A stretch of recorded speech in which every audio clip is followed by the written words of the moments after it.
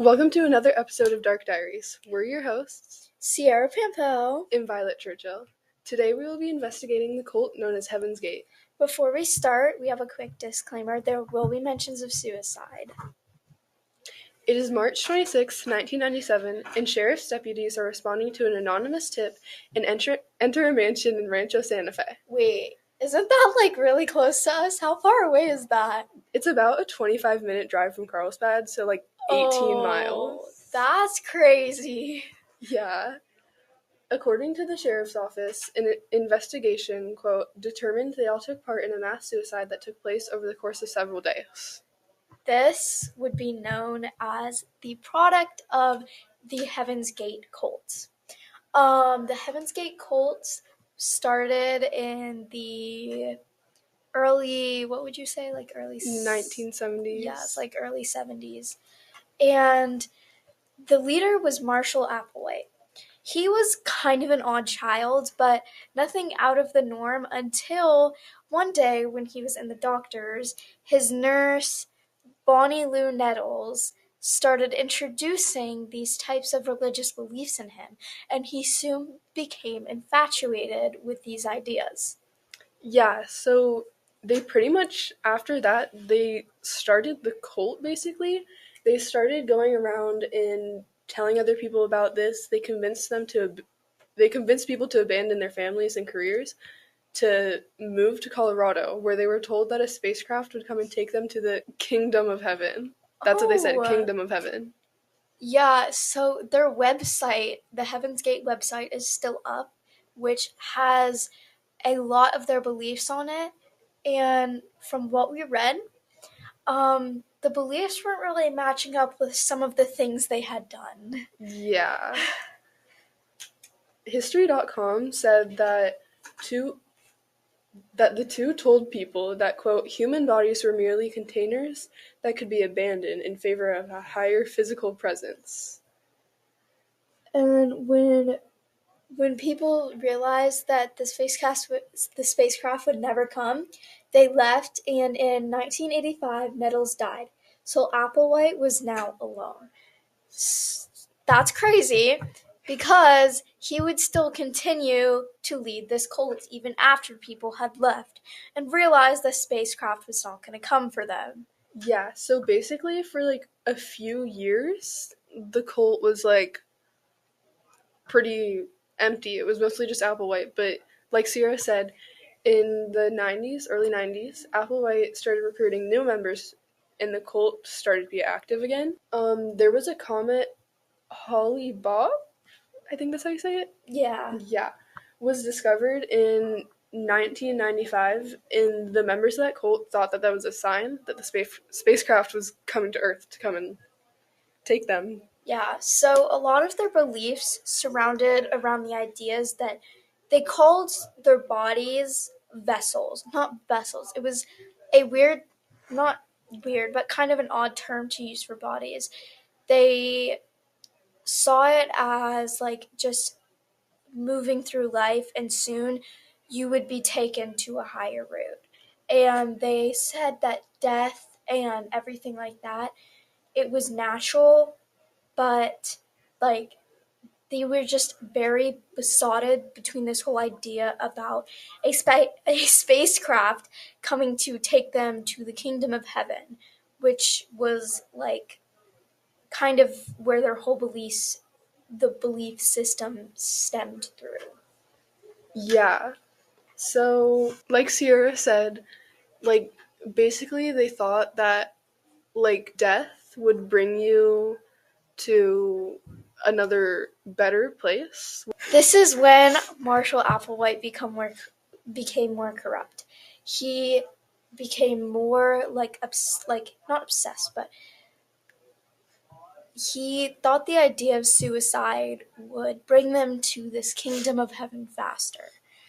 And he thought that this was the spaceship coming to bring them up to the kingdom of heaven. So, that obviously led him to have some ideas about the world around him. But in October 1996, Applewhite rented the Rancho Santa Fe mansion. And then in March 1997, the comet got to the closest distance to Earth, so the cult members planned their suicide. And this is when things got serious because they took this like comet as a sign of religious like movement, which I understand it, but they took it a little bit too far. Yeah, so they decided they all put on matching dark clothes and Nike sneakers, and then I'm sorry, but like that had to do some bad for Nike. I Like after yeah, having that happen, and also it's really sad for all the members because photos were released of this scene of after it had happened, and it's like really disturbing to look at because there's a video of the police walking around the mansion and seeing dead bodies with these cloaks over them or like yeah, blankets-ish, and it was really disturbing. yeah. The San Diego Sheriff's Department office, they like released a video, and you can see all these members. They're all wearing black clothes and the same pair of Nike shoes. They're all wearing them, and they're all laying down on like a bed, a Yeah, mattress. They all have like something that they're laying down on. They're just spread throughout the entire house. and it's like really odd to look at because it looks like you're walking through the same room over and over again. Yeah. So after they put on these clothes and Nike shoes, they quote drank a lethal mixture of barbitol Yeah, in vodka, and then lay down to die, hoping to leave their bodily containers, enter this alien spacecraft, and pass through Heaven's Gate into a higher existence. like that's crazy because also we can notice that this form of like cult leaders like taking their like followers life through suicide and convincing them that like this is an idea, like this is a common occurrence between like doomsday cults almost. Like you can see it with Jim Jones, it happened there. It's almost kind of like exactly what had happened with them. It's almost like Marshall Applewhite knew what he wanted to do with the cult when he first made it. And seeing how identical it is to like the Jim Jones and Jonestown like issue was kind of weird to think about.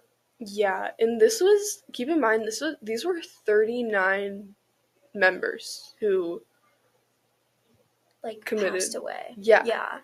And on I can't remember which website with that There had was a all their website. It names. had it had all their names. It had their Yeah. pictures, and it's like It was kind of so like a crazy. memorial to them. Yeah. And a lot of them like it showed what their jobs were or what their obsessions Yeah, were. there was some crazy stuff. There was one of the Star Trek actors' sibling, Yeah.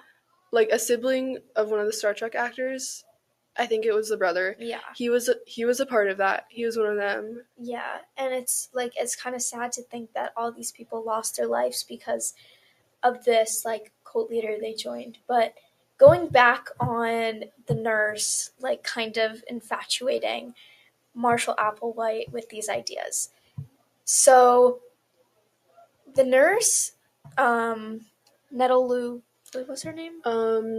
Bonnie Lou Nettles. Bonnie Lou Nettles. Mixed up her name there. She had, like, Marshall Applewhite wasn't that old when she had started feeding these ideas to him. And it's kind of odd to think, like, the way it ended could have been a whole lot worse if that nurse was still around. Because in the end, she was the starter of this cult. And though Marshall Applewhite ran it, she did start it. She did infatuate him with these ideas. And I think after she died, it caused him to have like a lot of issues. Hmm. And also, I saw an interview with a member of the cult. She was a part of it when she was very, very young.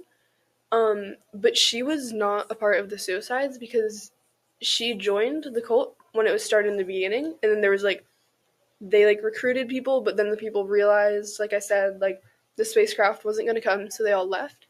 And there was like an interview with her, and that is like crazy luck. Yeah. She could have been a part of that, and she wasn't. She saved herself by leaving that. Yeah. There's a lot of people who are like victims of things like cults and whatnot that happen. And I'm just glad to hear that a lot of the members of that cult were able to escape when, not a bunch, but a good amount were able to escape when they realized like the spacecraft wasn't coming, because it could have, the cult could have stopped a whole lot worse. And it's not necessarily even ended yet. Um, there's still some people who believe in it, so we just have to hope for the best. hmm And continuing again, like a lot of the people in this cult were young. There were teenagers in Yeah. that. And like, so there's basically like Applewhite, he was an adult. He was like, because when people are young, they'll believe stuff. They'll believe stuff if an older person is like telling you. So Yeah. he pretty much like, he definitely used that. Yeah. It's kind of like what happened with the nurse and Applewhite, and then Marshall Applewhite, and all of these young people who he had almost brainwashed to get them to follow him. I think in the end, Marshall could have believed in what he was doing, but I think in the end it was about power. Yeah. And convincing 39 people to commit is insane and not okay whatsoever. Yeah. On the website we mentioned earlier, there was like all the people in their pictures, and there was also things. There were things that their family members had said about them on Yeah. there. So the interview, It was done by Daily News, I ABC think. News. ABC News, thank you. ABC News. Yeah. It's titled "Former Heaven's Gate Cult Member Details Experience That Led Her to Leave." It's like a minute Yeah. long. I like definitely recommend watching it. Yeah. Her name is Jana Jana, I think. Jana Yeah. Gibbons. And ABC News put this out 2022.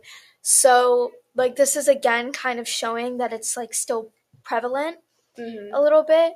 But she joined the cult when she was 16. What? That is crazy. Like, and she left after 5 years of being in it. Yeah, 5 years, which that takes courage to do too, because that is one of the most brave things a person can do. Because to recognize that you're in a movement, like a religious movement or like a cult, and realize that you need to leave is so important.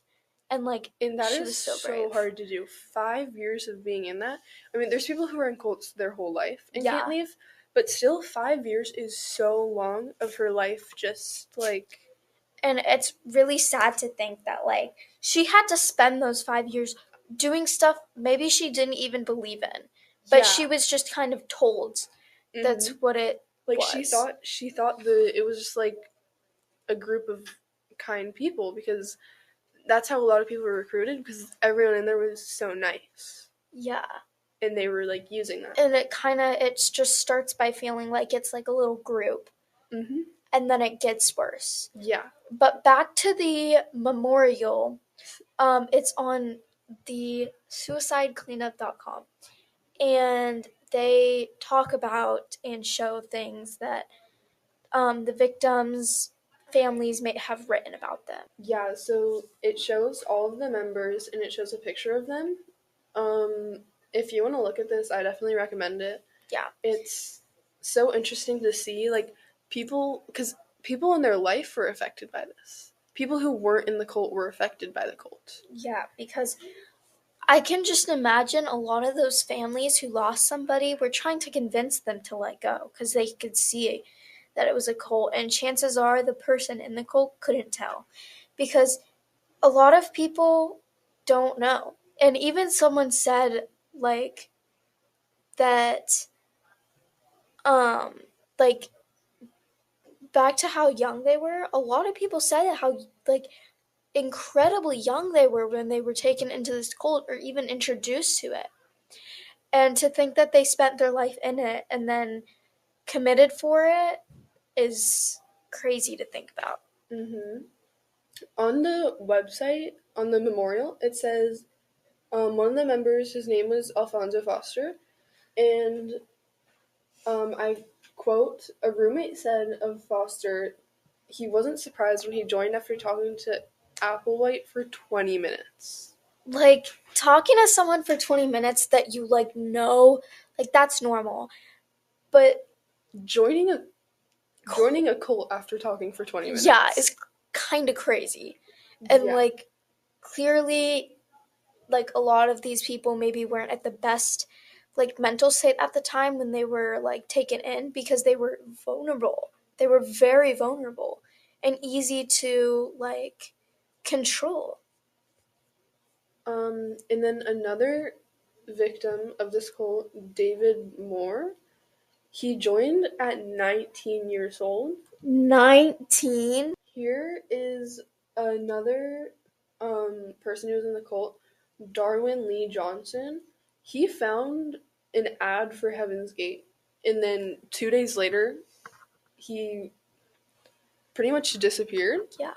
and joined this cult. Yeah, a lot of these people were very vulnerable. It's easier to control people when they're more vulnerable. Mm-hmm. Thank you so much for listening to Dark Diaries. Please tune in next episode and have a great day.